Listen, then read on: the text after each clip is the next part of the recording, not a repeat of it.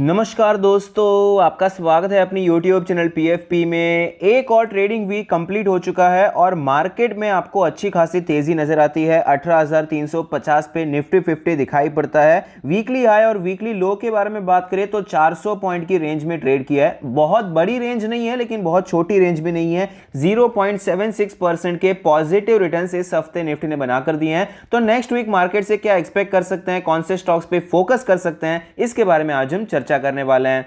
सबसे पहले FII DII activity के बारे में बात करते हैं। FIIs कंटिन्यूअसली माल खरीदते जा रहे हैं, DIIs यहां पर सेलिंग करते जा रहे हैं, लेकिन लास्ट ट्रेडिंग सेशन में FII DII दोनों ने खरीदारी की है और FIIs ने तो तगड़ी खरीदारी की है। ऑलमोस्ट 4000 करोड़ की बाइंग होती हुई नजर आती है। मोस्ट प्रोबेबली ये बाइंग हुई है HDFC और HDFC बैंक में, क्योंकि वहां पर अच्छी खासी तेजी थी और FII फेवरेट स्टॉक्स में भी आते हैं। तो मोस्ट प्रोबेबली मेरा अंदाजा यही है कि वहां पर बाइंग होती हुई नजर आई रहेगी। क्रूड ऑयल के बारे में बात करें तो आप देख पाएंगे क्रूड ऑयल में एक बड़े डाउन ट्रेंड के बाद फिलहाल हमें थोड़ा सा साइडवेज ट्रेंड नजर आता है। फिलहाल एक रेंज में यहां पर आपको ऊपर के साइड पे नजदीक में ही रेजिस्टेंस भी है और नीचे आपको यहां पर सपोर्ट्स भी नजर आते हैं। थोड़ा सा साइडवेज क्रूड ऑयल नजर आता है। नेचुरल गैस के बारे में बात करें तो नेचुरल गैस में अभी भी ओवरऑल जो ट्रेंड चल रहा है वो थोड़ा सा नेगेटिव ही चलता हुआ नजर आता है। फिलहाल भी यहाँ पर सपोर्ट टूटने के तैयारी में नजर आता है। अगर यहाँ से रिवर्स हो जाता है तो यहाँ एक अच्छी तेजी भी देखने को मिल सकती है, तो जो कि ऑफ कोर्स इतनी अच्छी बात नहीं है। अगर यहाँ पर क्रूड ऑयल नेचुरल गैस नीचे रहता है तो हमारे लिए अच्छी बात हो जाती है। गोल्ड के बारे में बात करें तो गोल्ड यहाँ पर ओवरऑल साइडवेज चल रहा है और फिलहाल थोड़ा सा हमें पॉजिटिव चलता हुआ नजर आता है। बड़े टाइम फ्रेम में देखने जाएंगे तो गोल्ड कहीं पर भी नहीं जा रहा है, लेकिन शॉर्टर टाइम फ्रेम में फिलहाल पिछले 4-5 दिन में अच्छी तेजी आई है। 50,000 के लेवल से आपको ये 52,000 के लेवल तक जाता हुआ नजर आया। ऑलमोस्ट 4-5% की तेजी गोल्ड में नजर आती है, जो कि एक्चुअली थोड़ा सा कॉन्ट्राडिक्ट भी हो जाता है, क्योंकि मार्केट ऊपर जा रहा है, गोल्ड जनरली नीचे जाना चाहिए। यहां पर गोल्ड में तेजी एक्चुअली देखने को मिल रही है। सबसे बड़ा पॉजिटिव पॉइंट फिलहाल जो नजर आता है वो है USD INR। USD INR आप देख पाएंगे फिलहाल यहां पर डॉलर कितना ज्यादा स्ट्रांग हो चुका था, लेकिन फिलहाल डॉलर में वीकनेस देखने को मिल रही है। अगर हम रुपये के बारे में बात करते हैं तो वो सिर्फ डॉलर के अगेंस्ट आपको वीक होता हुआ नजर आया। बाकी करेंसीज के अगेंस्ट आपको इतनी वीकनेस देखने को नहीं मिली है। डॉलर के अगेंस्ट ये वीकनेस हुई है, तो फिलहाल यहां पर डॉलर के अगेंस्ट भी थोड़ी सी स्ट्रेंथ आपको लौटती हुई नजर आती है। 83 के लेवल से 80.5 के लेवल पर आ चुका है, मतलब अच्छा खासा करेक्शन आपको डॉलर में देखने को मिला है। तो करेंसी मार्केट से बहुत ही अच्छे संकेत नजर आते हैं। FIIs माल खरीद रहे हैं और करेंसी मार्केट में अगर रुपी स्ट्रांग होता है मतलब यहां पर FIIs वापस खरीदारी कंटिन्यू रख सकते हैं, एक ऐसा यहां पर अंदाजा लगाया जा सकता है। ये सिचुएशन अच्छी है। S&P 500 के बारे में बात करें तो यूएस मार्केट में भी रिकवरी के अच्छे संकेत नजर आते हैं। यहां पर आप देख पाएंगे पॉसिबल बॉटम हमें बनता हुआ यहां पर नजर आया है और S&P 500 कंटिन्यूअसली ऊपर जा रहा है। डाउ जोन्स में तो सिचुएशन और भी ज्यादा अच्छी नजर आती है। नैस्डैक में भी फिलहाल अच्छे खासे रिकवरी के संकेत है, लेकिन वहां पर देखिए टेक्नोलॉजी वाले स्टॉक ज्यादा रहते हैं। अभी भी थोड़ी बहुत प्रॉब्लम तो है। जितना ज्यादा डाउ जोन स्ट्रॉन्ग चल रहा है उतना ज्यादा नैस्डैक तो स्ट्रॉन्ग नहीं चल रहा है, लेकिन अभी इतनी वीकनेस भी नहीं है जितने पहले चल रही थी। अभी माहौल थोड़ा सा अच्छा होता हुआ नजर आता है। डेटा भी काफी अच्छा आया था इन्फ्लेशन का, तो नैस्डैक आपको 7-7.5% एक ही दिन में ऊपर भी जाता हुआ नजर आया। तो क्लियरली यूएस मार्केट भी स्टेबल होने की कोशिश कर रहे हैं। नेक्स्ट वीक इंपॉर्टेंट इवेंट्स के बारे में बात करें तो मंडे को IPO ओपन होने वाला है कीस्टोन रियल्टर्स का। अर्निंग्स है भारत फोर्ज और बायोकॉन। रिटेल इन्फ्लेशन का डेटा आने वाला है। WPI इन्फ्लेशन का डेटा आने वाला है। तो मंडे को ये इवेंट्स काफी ज्यादा इंपॉर्टेंट है। ट्यूसडे को इंडिया ट्रेड बैलेंस का डेटा है। चाइना इंडस्ट्रियल प्रोडक्शन का डेटा है। वेडनेसडे को यूके का इन्फ्लेशन का रेट आने वाला है और यूएस इंडस्ट्रियल प्रोडक्शन का डेटा आने वाला है। थर्सडे को यूरो एरिया इन्फ्लेशन रेट का डेटा हमें पता चलेगा और फ्राइडे को फॉरेक्स रिजर्व और बैंक लोन ग्रोथ हमें पता चलने वाली है। तो मेरे हिसाब से जो सबसे ज्यादा इंपॉर्टेंट है, मंडे को हमारे इन्फ्लेशन का डेटा आला है, वो हमारे लिए बहुत ही ज्यादा इंपॉर्टेंट है और फ्राइडे को भी फॉरेक्स रिजर्व का भी डेटा हमें पता चलने वाला है, तो ये भी काफी ज्यादा इंपॉर्टेंट हो जाता है। निफ्टी 50 के चार्ट पर आप देख सकते हैं फिलहाल यहाँ पर अच्छी तेजी नजर आती है। ओवरऑल ट्रेंड काफी ज्यादा पॉजिटिव है। यहाँ पर एक बड़ा गैप आपको बनता हुआ नजर आया। 200-250 पॉइंट का यहाँ पर गैप अप ओपनिंग आपको देखने को मिली थी। ओवरऑल ट्रेंड फिलहाल हमें अच्छा नजर आता है। डेली RSI 68 का लेवल है। वीकली चार्ट के बारे में बात करें तो वीकली चार्ट भी काफी ज्यादा स्ट्रॉन्ग नजर आता है। यहाँ पर तेजी देखने को मिली, गिरावट हुई थी, तब भी हमने डिस्कस किया था जब तक इसके ऊपर है वीकली चार्ट अभी तक स्ट्रॉन्ग ही चल रहा है और यहाँ पर आपको ये स्ट्रेंथ कंटिन्यू रहती हुई नजर आई। 18,000 का लेवल आपको क्लियरली टूटता हुआ नजर आया है डिसाइसिवली। ये लेवल लास्ट वीक भी टूट चुका था और कंटिन्यूएशन में इस वीक भी हमें तेजी देखने को मिली है। अभी ऑल टाइम हाई का लेवल अप्रोक्सीमेटली 18,500-600 का जोन है, ये एक रेजिस्टेंस की तरह दिखाई पड़ता है और ये रेजिस्टेंस थोड़ा बहुत लग भी सकता है। उसका रीजन मुझे ये लगता है कि पिछले 4-5 हफ्तों से आपको एक कंटिन्यूअस रैली देखने को मिली है। भले ही इतनी स्ट्रॉन्ग रैली नहीं है जितनी ये रैली आपको देखने को मिली थी, लेकिन कंटिन्यूअसली मार्केट ऊपर ही जा रहा है। 17,000 से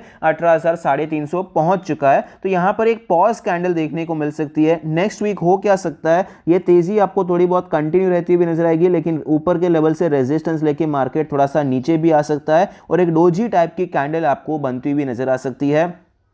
इस प्रकार की डोजी होगी या फिर इस प्रकार की डोजी होगी ये तो समय बताएगा, लेकिन मेरे हिसाब से थोड़ा बहुत अभी यहाँ पर आपको साइडवेज मोमेंटम एक्सपेक्ट करना चाहिए। जिस प्रकार से मार्केट ऊपर जा रहा है उसी प्रकार से कंटिन्यूअसली नहीं जा सकता है, थोड़ा रेस्ट आपको मार्केट लेता हुआ नजर आ सकता है। लेकिन किसी भी हालत में 18,000 का लेवल अभी स्ट्रॉन्ग सपोर्ट की तरह दिखाई पड़ता है और 18,600 का रेजिस्टेंस नजर आता है। इसी रेंज में मार्केट को ट्रेड करते हुए हम एक्सपेक्ट कर सकते हैं।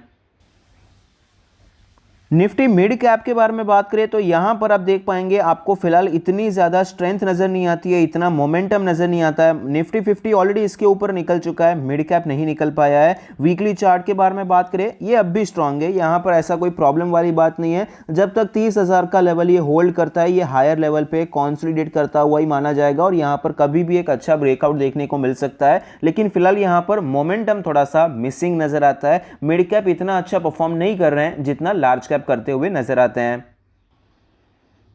स्मॉल कैप के बारे में बात करें तो यहां पर भी मोमेंटम मिसिंग नजर आता है। ओवरऑल यहां पर जो ट्रेंड नजर आता है वो साइडवेज है। फिलहाल यहां पर एक बड़ा सा डाउन ट्रेंड देखने को मिला, डाउन ट्रेंड खत्म हुआ, यहां पर आपको एक अच्छा ब्रेकआउट देखने को मिला। ब्रेकआउट के बाद फिलहाल मोमेंटम मिसिंग है। एक साइडवेज ट्रेंड आपको निफ्टी स्मॉल कैप 100 में दिखाई पड़ता है। हायर साइड का लेवल टूटता है तो एक तेजी आ सकती है, लोअर साइड का लेवल टूटता है तो आपको गिरावट देखने को मिल सकती है। और शॉर्टर टाइम फ्रेम में भी पिछले कुछ समय से ज्यादा मोमेंटम नहीं हुआ है। 9,500 से 9,800 के आसपास ही आपको ये ट्रेड करता हुआ नजर आता है। तो निफ्टी 50 में मतलब लार्ज कैप में अच्छा टाइम चल रहा है। स्मॉल कैप मिड कैप थोड़ा सा अंडर परफॉर्म कर रहे हैं। उसमें भी मिड कैप ने क्या है पहले अच्छा परफॉर्म कर लिया, स्मॉल कैप ने तो इतना परफॉर्म भी नहीं किया है। रिकवरी में स्मॉल कैप में कोई बहुत बड़ी रिकवरी नहीं हुई है। ऑलमोस्ट ऑल टाइम हाई पर आपको निफ्टी 50 निफ्टी मिड कैप नजर आता है, जबकि स्मॉल कैप में ऐसा नहीं है। लेकिन मिड कैप ने पहले अच्छा रिकवर किया, तभी निफ्टी इतना रिकवर नहीं हुआ था। फिर मिड कैप अभी शांत हो गया है, लेकिन लार्ज कैप अब भी आपको परफॉर्म करता हुआ नजर आता है।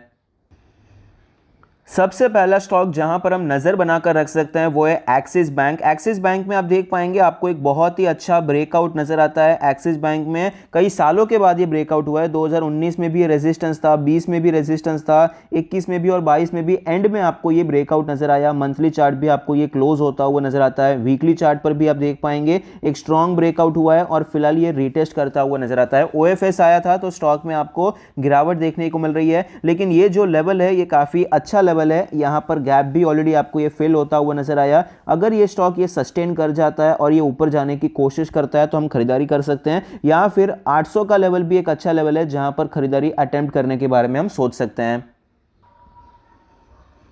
दूसरा स्टॉक है टाटा एलेक्सी। टाटा एलेक्सी को हमने एक बार डिटेल में भी डिस्कस किया था कि फिलहाल यहां पर अच्छी खासी गिरावट हो चुकी है। अब यहां से बहुत ज्यादा एक्सट्रीम गिरावट होने को कुछ भी हो सकता है, लेकिन उसके चांसेस कम है। फिलहाल ये बायर के लेवल के नजदीक आता हुआ नजर आता है। ये बायर का लेवल है, यहां पर हम अटेम्प्ट कर सकते हैं। 6,000 का भी बायर का लेवल है। तो फिलहाल आप चार्ट पर देख पाएंगे आपको शॉर्टर टाइम फ्रेम में ये नजर आएगा कि स्टॉक एक रेंज में ट्रेड कर रहा है। ऊपर के साइड पे 7,100 के आसपास हमें एक रेजिस्टेंस नजर आता है। 7,050 7,100 का लेवल एज ए रेजिस्टेंस देखने को मिला है और सपोर्ट हो जाता है 6,850 से 6,900 का लेवल। तो बाय चांस ये स्टॉक आपको 7,100 के ऊपर जाता हुआ नजर आता है तो स्टॉक में हमें शॉर्ट कवरिंग देखने को मिल सकती है। स्टॉक हायर लेवल्स को अप्रोच करने की कोशिश कर सकता है। 7,500 8,000 ये लेवल्स हमें नजर आ सकते हैं। लेकिन अगर ऐसा नहीं होता है, स्टॉक नीचे का लेवल तोड़ देता है, तो हम अभी के लिए अवॉइड करेंगे। एक ही कंडीशन में बाय करना है कि ये 7,100 का लेवल तोड़ता है तो छोटे स्टॉप लॉस के साथ हम यहां पर अटेम्प्ट कर सकते हैं। बाय चांस ऐसा नहीं होता है, स्टॉक नीचे आता है,